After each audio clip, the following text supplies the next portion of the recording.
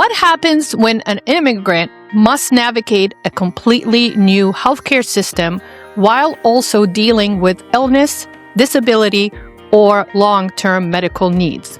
Today, we want to explore a difficult and often invisible journey with the realization that migration and immigration already requires courage, learning a new language, building a career, understanding unfamiliar situations, and then medical conditions enter the picture, the challenge becomes exponentially more complicated.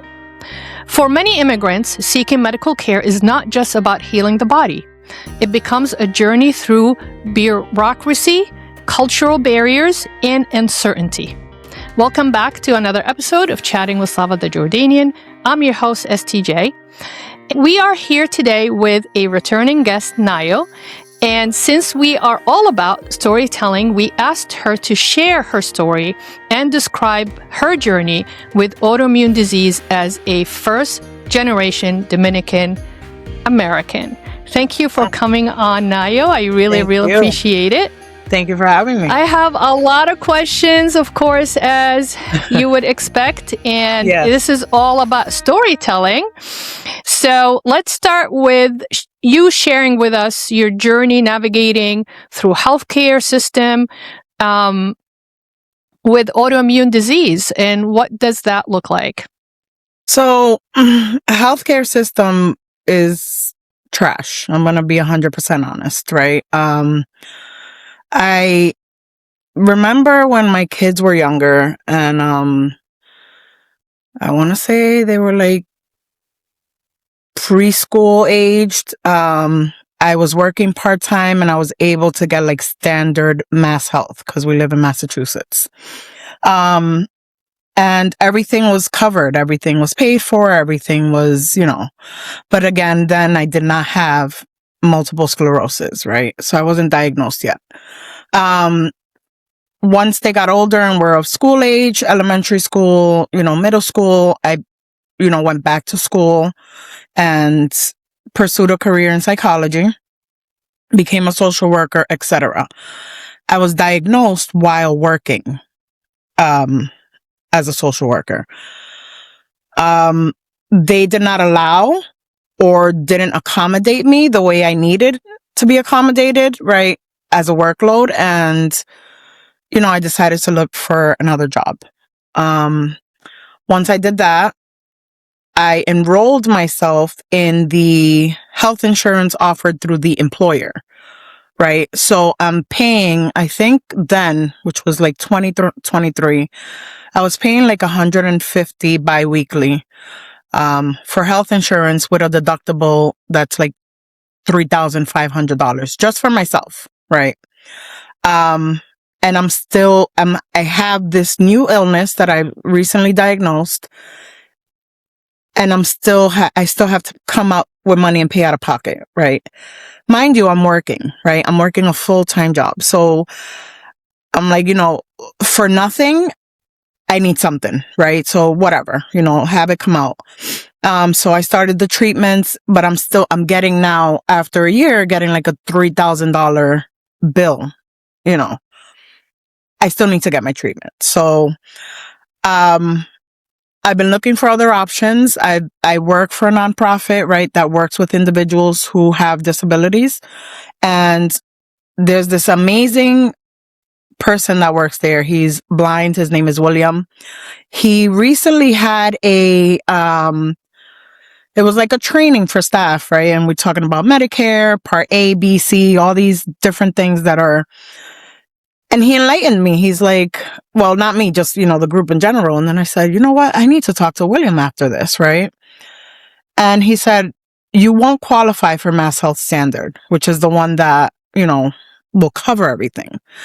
So I'm like, all right. So he's like, but there is a way where we're going to fill out a supplemental form. You're going to get denied for Mass Health. You're going to submit them both at the same time. You'll get denied. And now the supplemental will decide whether you have a qualifying illness. And then they have to give you the Mass Health Standard, even though you pay a lower premium. So I'm like, how did I not know this? Like, why didn't anyone tell me this, right? Here I am now. I'm started in 2023. Now I'm paying $600 a month. Before it was $300. Now it's $600 a month coming out of my paycheck, right? So it's mind boggling where you live in a system where you don't have someone to tell you, as a person who identifies with an illness, these are your options, right? So it's very frustrating. And, I'm grateful that I was able to figure it out, or, I'm in the process of right now. But it's just like, what? Why? It's hard enough just struggling with an illness, and then, you're working full time, you're caring for family, it's hard. It's very hard. It sounds like, first of all, let's start with personality. So your personality, you're very, very smart. You're very clever, very resourceful. Plus, being in the social work life, serving the public, you kind of figure that out. And thank God that guy actually, advised you to almost like find, it sounds like to me, he found like a loophole. A loophole. For 100%. you to, yeah, exactly, in the system. But I don't understand why we have loopholes in the system. That is so crazy. Why can't they just be straightforward and honest with us? Because it's a money making, unfortunately. It's not that hard. It really isn't. No, and I don't understand why systems are built to public health. Even if it's a public health system, there's also loopholes. Because I used to have an associate that worked with us in Nashua. He got his master's in public health out of Harvard, and now he basically works for Medicare or Medicaid dental insurance, and is trying to recruit dentists in rural areas where there is no dentistry or dental care provided by some of the rural areas of state, Vermont, Maine, New Hampshire. And he tells me it's crazy. So he's the one, he ended up having to get his master's in public health out of Harvard to advocate for people so they can get dental care in these areas, and educate people that there is a connection between your oral health and your the rest of your body. There's a correlation between diabetes and oral health, blood pressure and oral health. Having somebody with active autoimmune disease, I treat and I see patients a lot, especially female patients, which is more, I guess, autoimmune more prominent in females than males. Lupus, celiac, Crohn's disease, MS. It really it exhausts your immune system because your body's fighting itself, and then your mouth is a mess. So I can't even imagine in those rural areas how many people are out there without dental care. But that's as far as dentistry is concerned. So I don't understand why there are loopholes. And not creating a system without a loophole, and just be straightforward, like you said, transparency, because it's meant to serve the public. I just don't get it. And being in dentistry for 27 years, I can write books about the stories that I heard, that, like I said, earlier in the episode, the bureaucracy, and the putting the barriers, and you don't have to be an immigrant to really experience the barriers.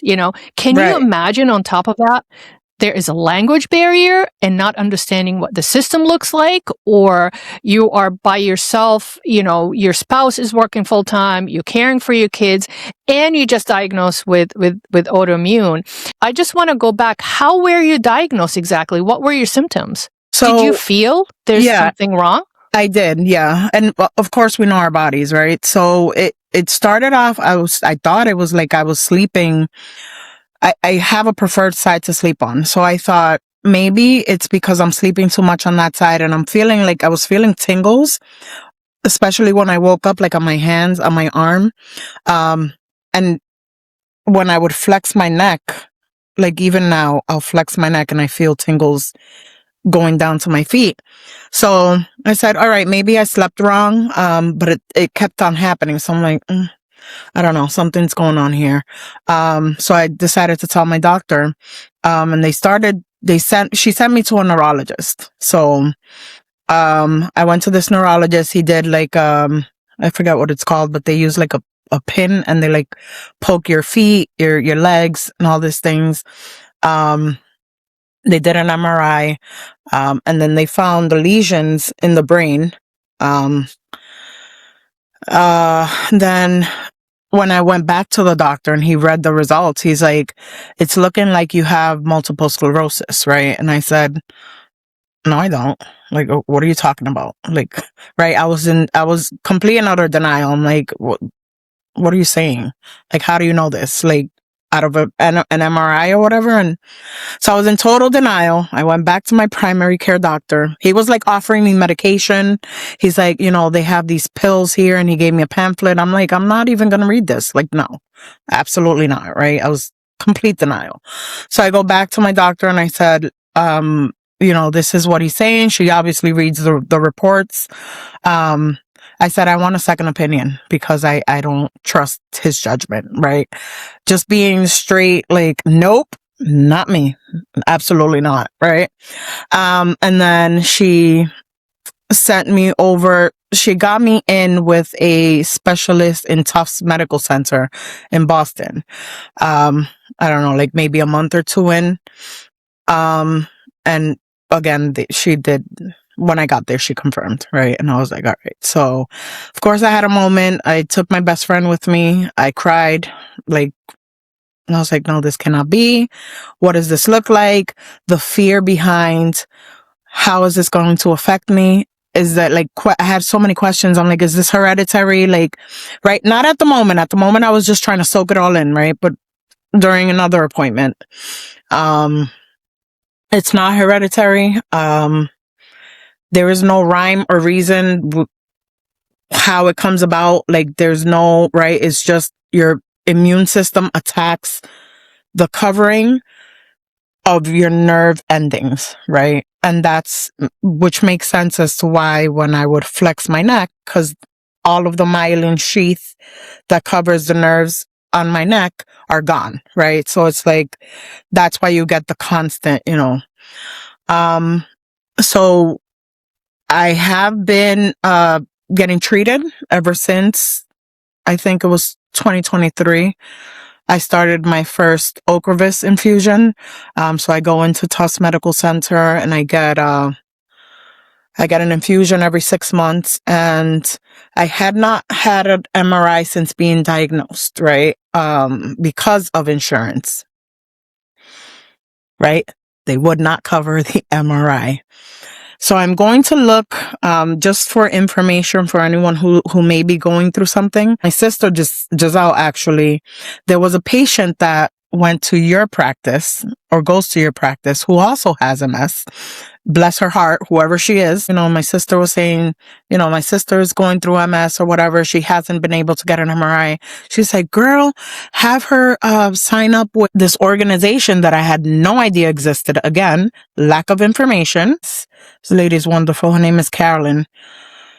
So she is with the National Multiple Sclerosis Society, right?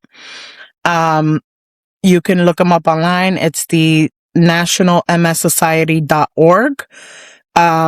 They will assign a case manager. You'll be dealing with this person throughout the entire process. They help out with filling out an application for another organization, and I'm going to look that up as well, that helps with paying for your MRI completely. All you have to do is go through one of their vendors and they pay for the entire MRI every 2 years. So it's not just a one-time deal. Every 2 years, they will pay for the MRI. So I'll get to the story as to what happened after. So this one is the Multiple Sclerosis Association of America. And you fill out an application. The approval process took, I want to say like 3 days. I was approved. They just said, we're going to look for the nearest MRI location near you. I went, I had my MRI. So they did a brain, they did a cervical. Thank God. There were no changes in my MRI scans. So I'm very happy about that. I was very worried, I know. So there were no changes. The Ocrevus infusion is doing what it needs to do. So I highly suggest anyone who is going through some type of, issue, whether it's MRI, the first the first one I mentioned, if you have any hardships, they'll send you a $500 card that you can use for transportation, for food expenses, right? For whatever it is that you need to get to your appointments, they help you with that. That is just a one-time thing. But, they're very caring. They're very helpful. They point you in the right direction, support groups. There's so many things. And it's just like, where have I been? I've been diagnosed since, 22. We're in 2026 and I'm now like discovering this. So it's, it's been a blessing. It really has. That is crazy. It is a blessing in disguise. Yes. A couple of points that dentistry, when I finally retired, Giselle's not going to allow me to retire. She's like, you're never retiring. But No. when I don't do any clinical, that's when I'm going to miss the most is the people. You have no idea through the 27 years of practice, how many patients came across into my life and really changed my life with the worst situations, crisis situation that I've been through. And just because that patient came in for a toothache or an emergency and they start talking, how you doing, Dr. Slava? And it's like, well, this and this happening. It's like, you should do this. You need to do that. And connecting people together, it's insane. Now, I really, really appreciate this information. And that's why I love telling stories in these episodes. Hopefully we can reach out. Yes. And I really would love to use this platform to advocate for MS and whatever you think that we should do. If you know anybody that is suffering from MS and they want to share their story, please direct them to, towards us, because I went through the journey with so many different patients. Some of them are still with us. Some of them, unfortunately, have left us, hopefully into a better place, and they're not suffering anymore. But how could an insurance deny an MRI? This is data collection. Like, how do you know even the medication is working or not working? That's the thing about the system that I do not get. How can you just pick something as a benefit and drop the other benefit? They go together. Like me as a dentist, I can't diagnose you without an x-ray. Like if somebody didn't have an x-ray for 5 years and they aching all over the place, how am I supposed to diagnose you? How am I supposed to confirm diagnosis? It's a theory. I think this might be happening, but I need proof. It's data collecting. That is mind-boggling. And you're not alone. Naio is not alone. I'm sure there's a lot of you guys out there that's going through the same struggle. But my question, I guess now, can you imagine that you don't speak the language? How would anybody navigate through this, Naio, without knowing the language? It's horrible. I cannot even imagine, because I know the language. That didn't mean nothing, right? It's all about connection. It's all about, talking to people, spreading the word, spreading awareness. I can't even imagine someone who doesn't speak the language, or maybe in a specific situation, migratory situation, like that, may not have access, or, is scared to look for resources out there. You know what I mean? And I can't even imagine. I cannot. And, I'm sure there are just off topic, like there are cultures who don't accept illness. And it's crazy. There are cultures who, whether it's mental illness, right? I had a situation specifically, without mentioning any names, where a child was abandoned by the family because of his, I don't know if it was like autism or, some type of, and I'm like, is this even real? So there are people who may suffer in silence because they're afraid of whatever, the family may think, or think that there's something wrong, So it's just so many. And then just adding language on top of that, forget it. Like I cannot imagine. Yeah, and part of it is so not having that translator, which is a language, that builds that barrier, but also taking into consideration like you said, the custom or the belief system that this is a weakness, or it could be, even if the parents are not very well educated or they're not versed in a certain language, they don't understand that they are fearing it, because anxiety is the fear of the unknown. Yes. So if you don't understand something, you rather not deal with it. But to get to the point that it will make you abandon your own flesh and blood, can you imagine what's going on mentally and emotionally in this parent's head, that I'd rather abandon that than actually putting the effort and the energy trying to understand what's going on. This is too hard. It's kind of like it could be denial, but also freezing or panicking that I can't deal with this.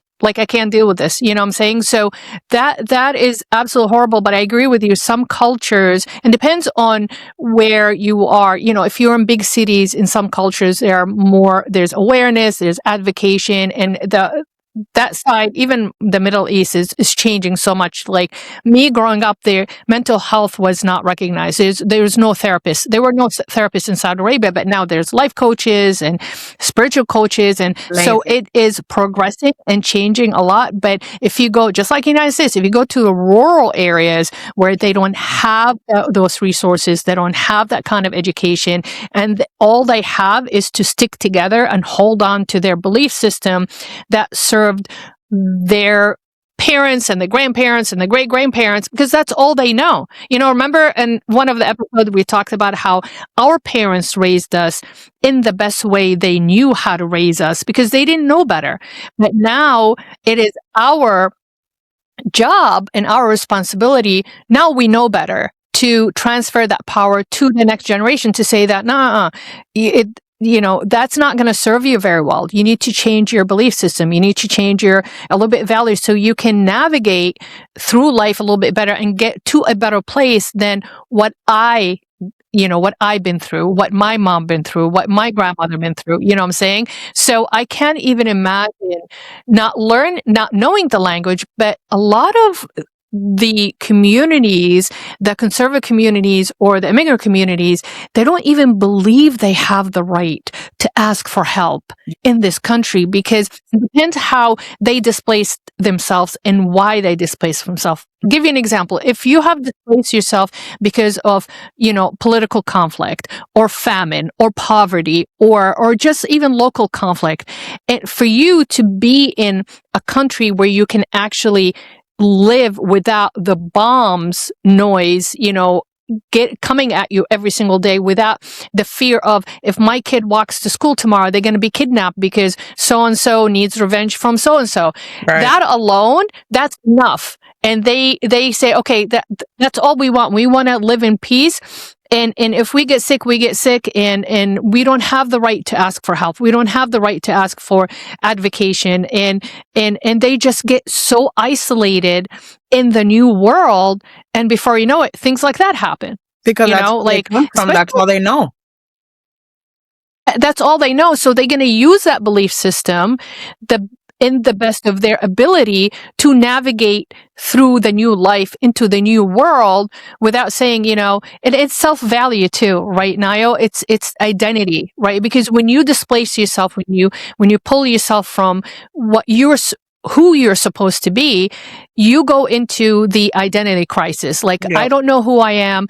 If I don't know who I am, how am I gonna realize that I have the right to ask for X, Y, and Z? So the safest thing and the simplest things and the easiest thing to do is do nothing, right? And when in doubt, do nothing. And I teach that to my team, that a lot of the patients, when they don't understand what's going on, they just sit home and let that problem brew and brew. And before you know it, it's a huge problem. They either can't afford it Exactly, or causes a tooth loss, and oh, I can't afford an implant, but now you have extracted 6 teeth and you can't chew. You have GI issues. You're not getting the nutrients and the right food for your system to fight disease, to sleep very well, to have the right energy, to focus, not to have a brain fog. All these symptoms, and they don't realize that it's definitely a chain reaction. But what's interesting about MS as a disease acts just like the Guillain-Barré disease. So my father-in-law he took a flu shot one year, and he ended up with an extreme reaction to the flu shot that his body started attacking his body. And what happens was his immune system stripped the myelin sheath off the axon of his nerve, that he got paralyzed from the neck down.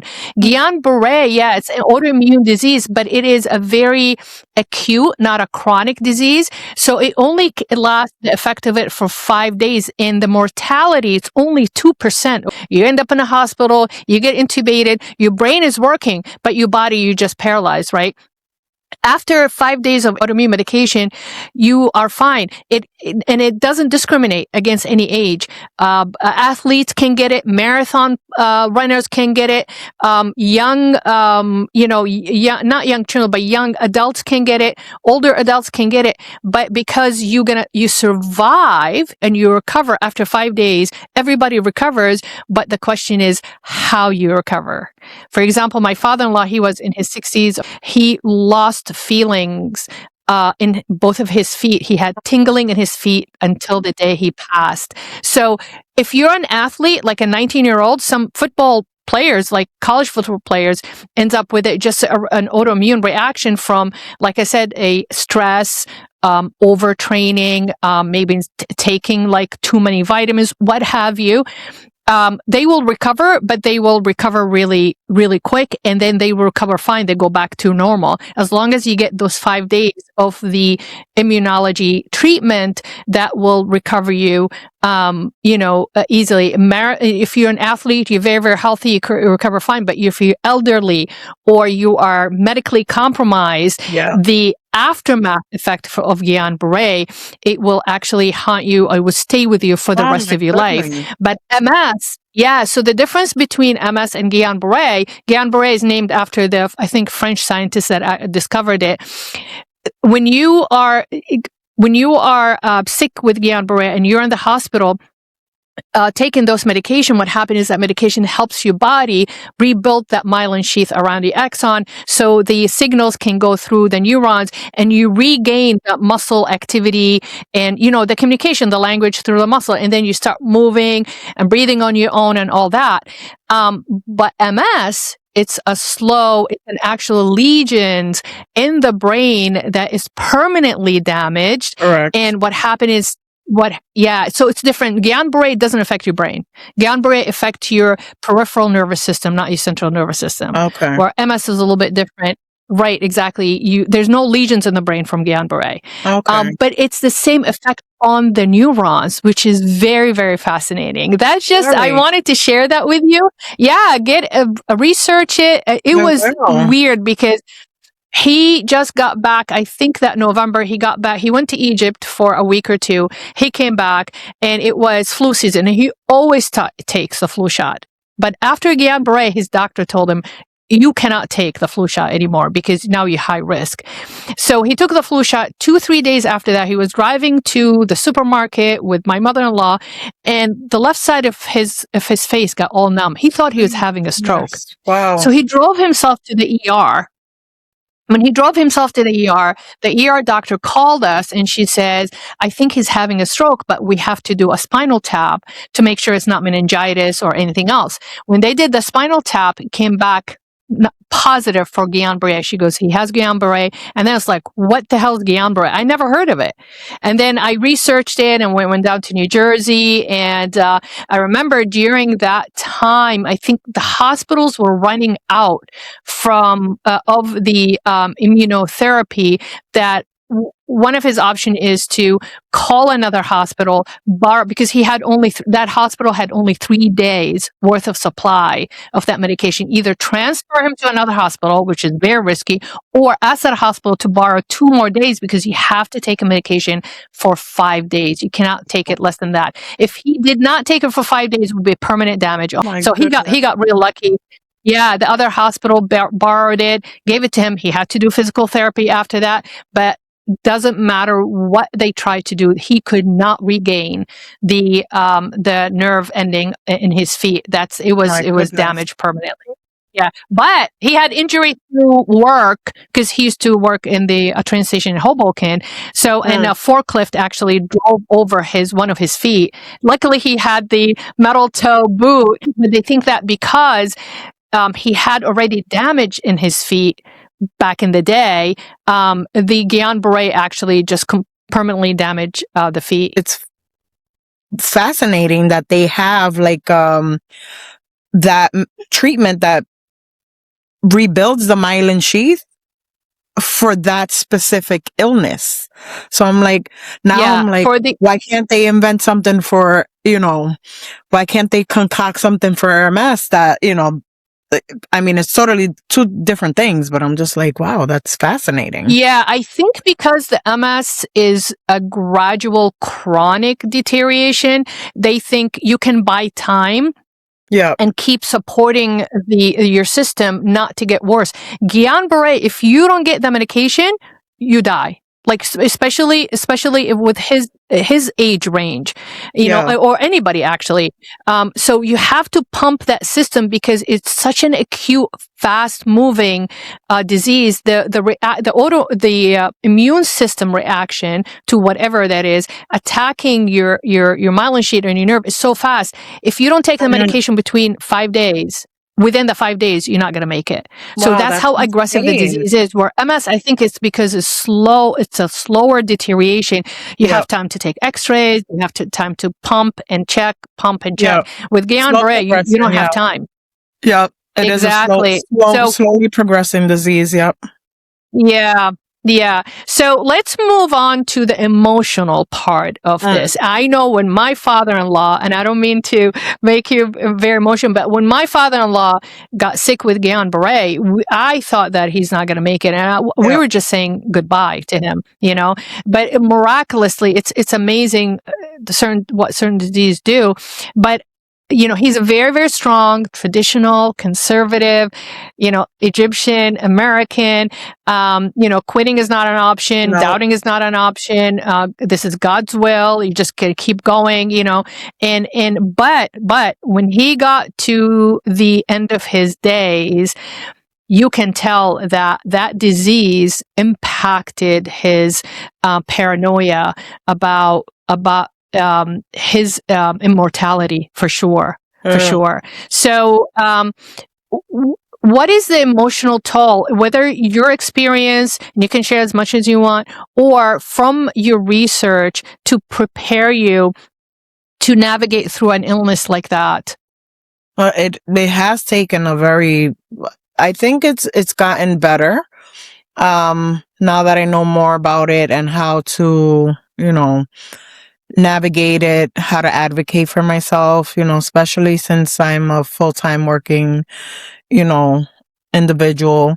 I pace myself. I don't, try to have to get it all done at once, It did take it was very emotional in the beginning, because I said I was, first of all, lack of information, lack of knowledge as to what I actually have, because my first thought was all right, I'm dying. I'm going to die. That was my thought.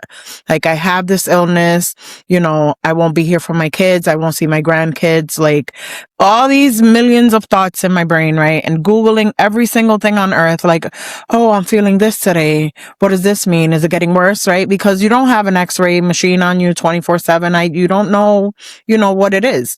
But it did take it was a very emotional, it was an adjustment, right? So I used to cry a lot. I cried a lot. I did have support from family, and, my husband was very supportive, and he's like, you're here, you're with us, we're firm believers, Dominicans, that God is very important, and, in our culture. And if this was God's will, as you said with your father-in-law, if this is God's will, what are we going to do about this? Are we just going to sit back and just take it and just, whatever? Or are we going to get more information on this? Are we going to, get treatment? Are we going to, talk about it? Are we going to, like, not just try to hide it and push it under the rug? No, that's not what we're doing, right? We are talking about it. And, I did talk to my children about it. I let them see the vulnerability in me. I let them see that side of me where it's like, okay, I'm crying. Are you feeling okay? No, today I'm not feeling that great, right? I'm very exhausted. I am fatigued. I'm tired, asking for help. Normally it's, you have to do something wrong. No. Ask for help, right? Have them do the dishes, have them do, the laundry, have them cook a meal. I don't feel like cooking today. I'm tired. I just worked, 8 hours or whatever.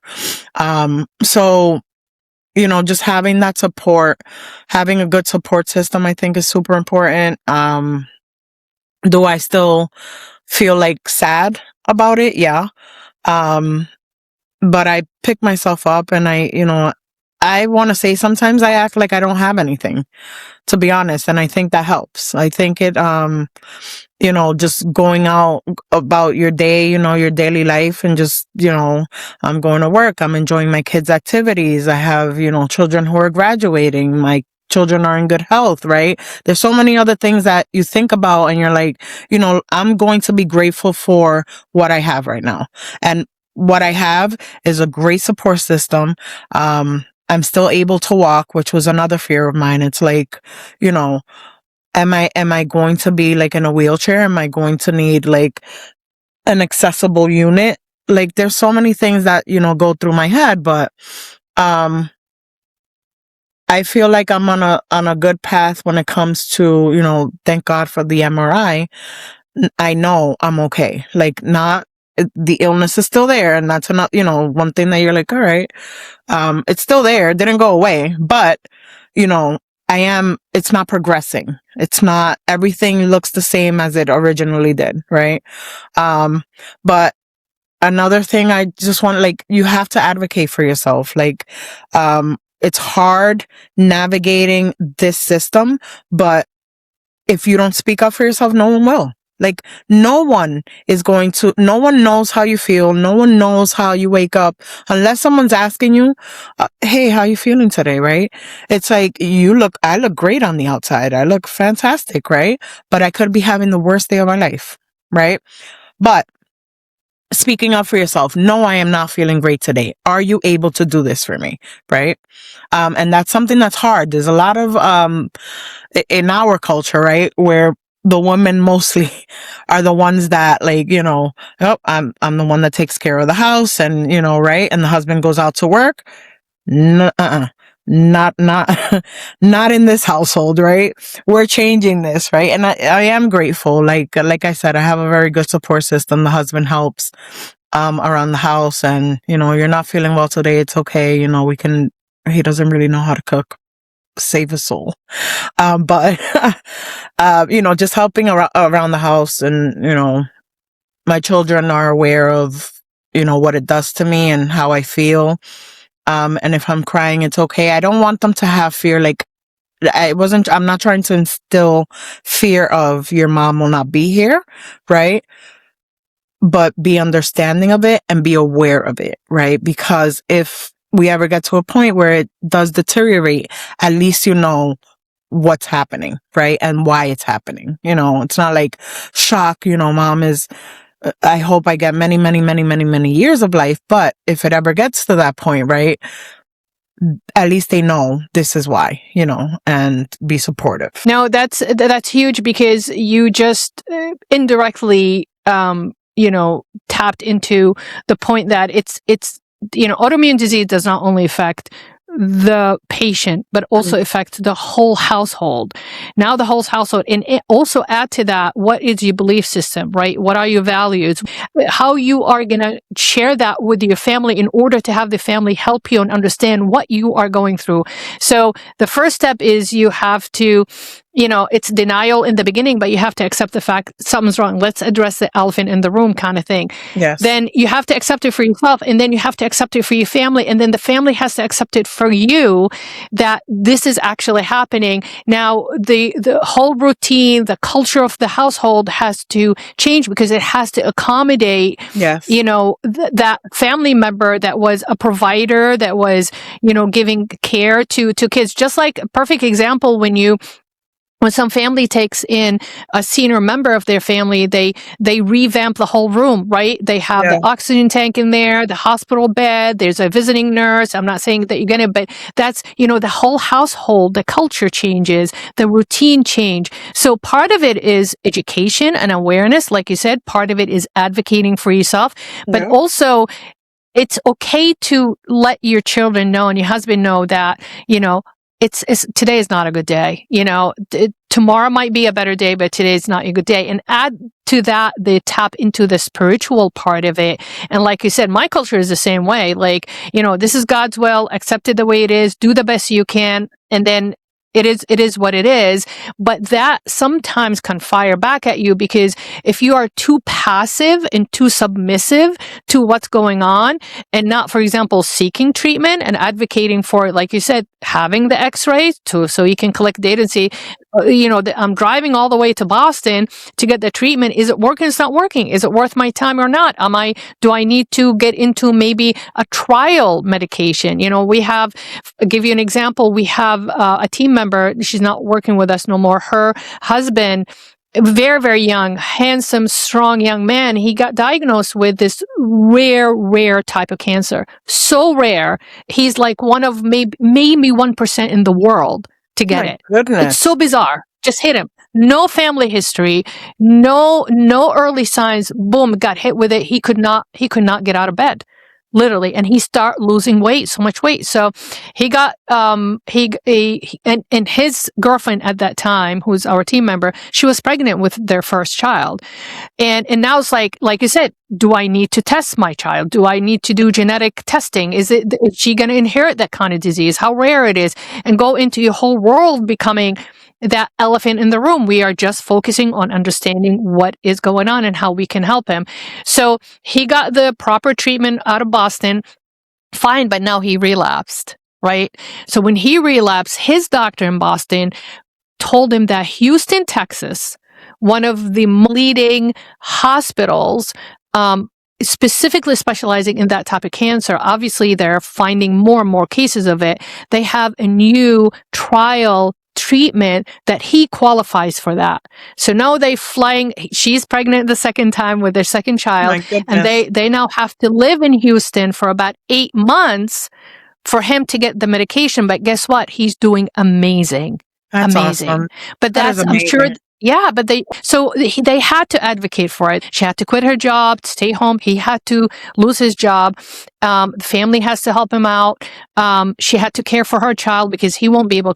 The sacrifice that you make, also financially, status wise, job wise, like I said, your whole world becomes upside down just to accommodate that medical condition. So and everybody that we spoke about right now knew how to navigate through a system. They know the language. There's no language barrier. There's no culture barrier. You know how to, converse with people and be resourceful in order to serve yourself well while you're going through this journey. And I can't even imagine. That's one of the things that keeps me up at night. Is like, what about the people that don't know where to go and what to do? Just like the example that you gave us, the couple that abandoned the child because of that kind of a disorder. So it is amazing. But my question, I guess, how would you like to advocate? I think we should really make you the poster child for MS on our platform. Seriously. I mean, you're just an amazing model of resilience and strength and you know, and just support for, we can definitely inspire a lot of people, support a lot of people. And I would love to get together with you and create some kind of a community and revisit this. And if you have anybody that's going through what we think they're going through, you know, let's bring them on and have them, you know, share their journey and tell us their story.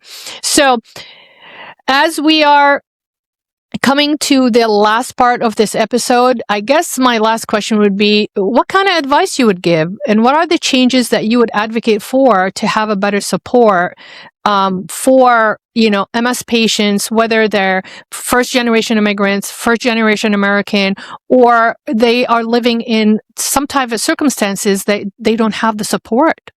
So I would 100% off the bat recommend going through organizations like my organization.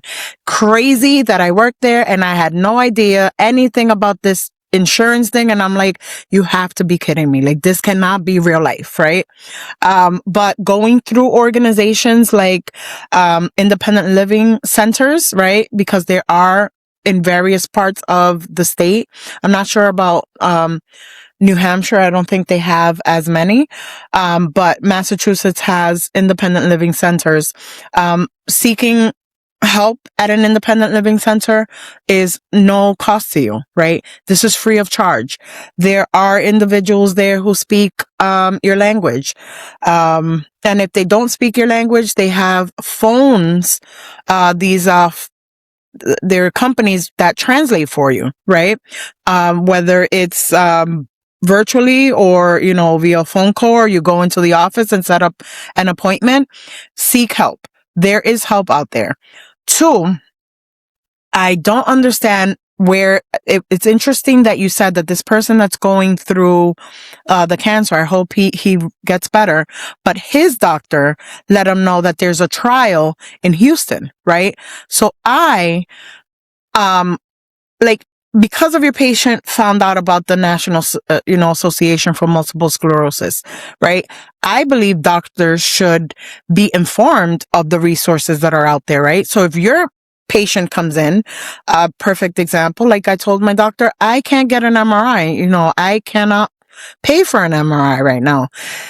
If she would be, you know, if she would have the information, she would have shared this information with me.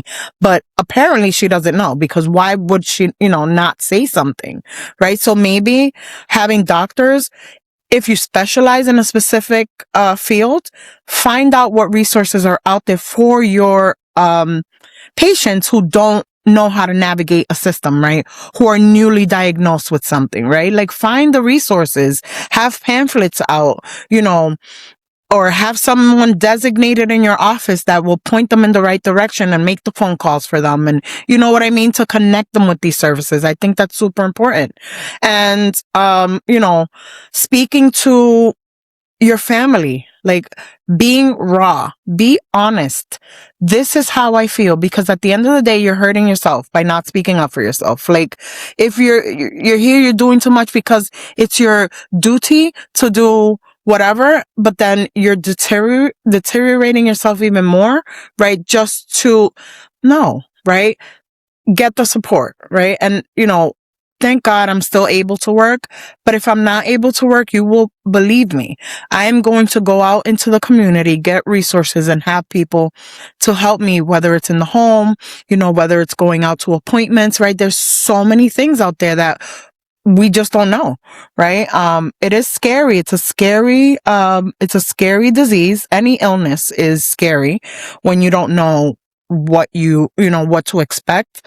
But the more you inform yourself, the more you research, the more you talk to people, you know, you start feeling better. And, you know that you're not alone. There's so many other people who I connected with someone on TikTok of a post that I asked a question about an infusion.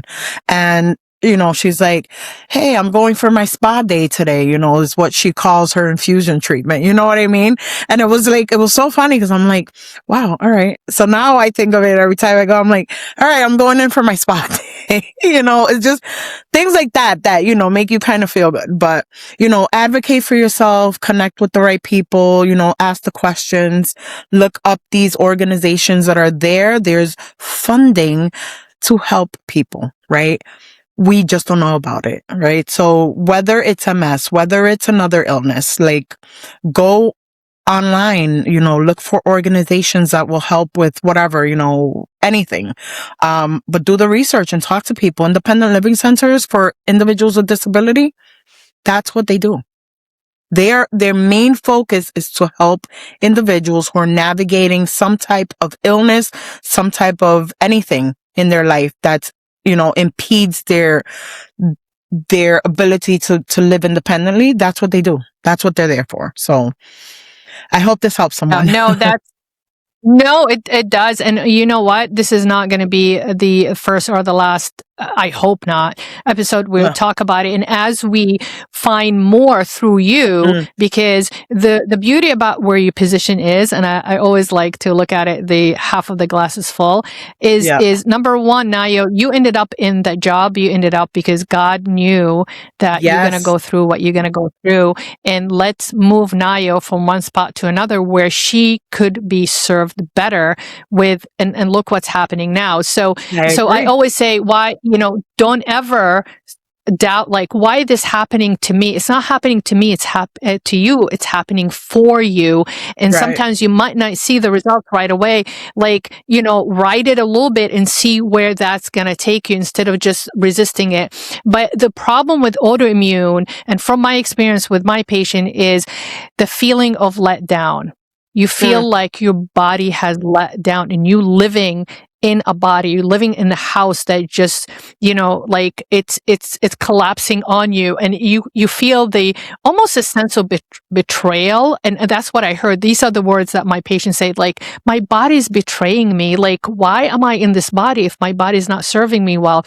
But the thing is, like I said, things don't happen to you. That's not how I like to look at it. Things happen for you. And look at you on this platform advocating for MS, because God knew, I think, that you are one of the best people to help other people.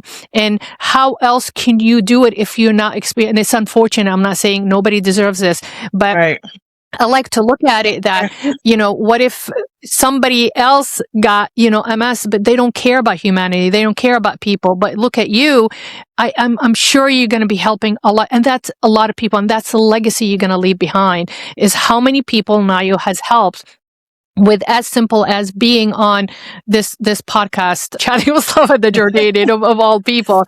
That's the tough part about autoimmune, is just, feeling just the letdown. And I'm telling you right now, I've seen my patient living with MS. I have my dear, dear, dear, dear friend, without naming names. She has been living with RA for 25 years. And I've known her for 20 years. Yes, rheumatoid arthritis. Absolutely amazing, amazing human being. And when you talk to her, you're just like, she's lying. There's no way.